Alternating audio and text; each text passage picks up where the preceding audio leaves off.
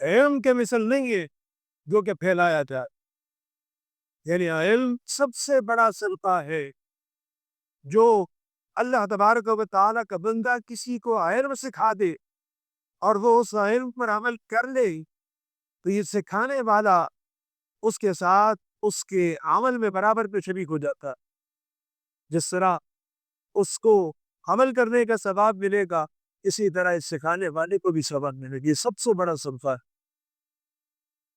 اس لیے اس کو سمجھیے, اس ترغار کیجیے کہ جو دین آپ کو دیا جا رہا ہے, جو علم آپ کو دیا جا رہا ہے, یہ اللہ تبارک و تعالی کی بہت بڑی نعمت ہے جو اللہ تبارک و تعالی نے آپ کو عطا کی ہے. اگر آپ اس کے حصول کے لیے کوتاہی, سستی اور لاپرواہی کو مظاہرہ کریں گے تو پھر یہ علم آپ کے لیے جو ہے وہ گمراہی کا سبب بن جائے اور آپ غلط راہ پر چلے جائیں.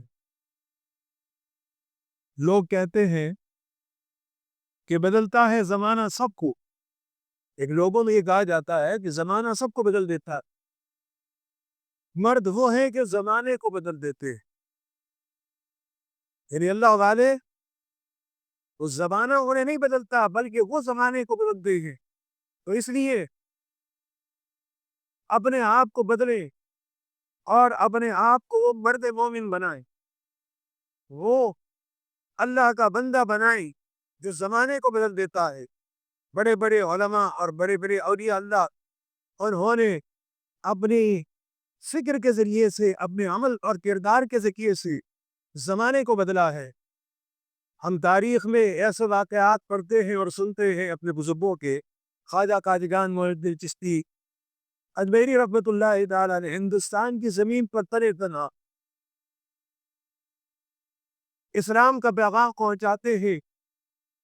جہاں دشمنان دین ہے, مشرکین ہے, بتوں کی عبادت ہوتی ہے, وہاں اکیلے تنے تنہا اسلام کا نور پھیلا رہے ہیں.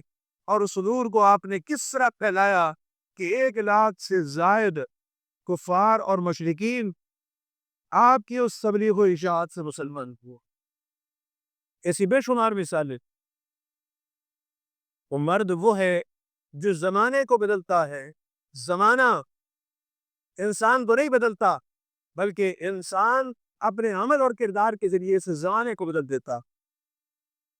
کردار اور عمل کی زمین پر اللہ تعالیٰ نے علماء دین سے جو کام کروائے ہیں ان کا انتخاب توفیق ربانی ہی کی دین ہے.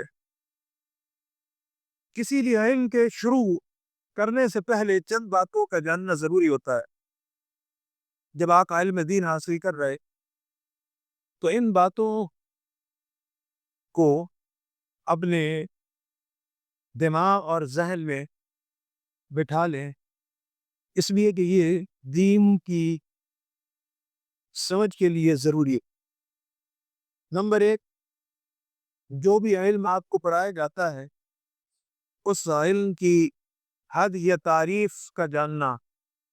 جو علم آپ پڑھ رہے ہیں اس کی تعریف کیا ہے, اس لیے کہ کسی چیز کی تعریف سمجھے بغیر اس کے مقاصد تک پہنچنا محال ہوتا ہے. جب تک آپ اس کی تعریف نہیں سمجھیں گے اس وقت اس کے آپ مقاصد نہیں سمجھ سکیں گے. جو مقاصد نہیں سمجھیں گے تو پھر آپ اس کے فوائد اور ثمرات بھی حاصل نہیں کر سکیں.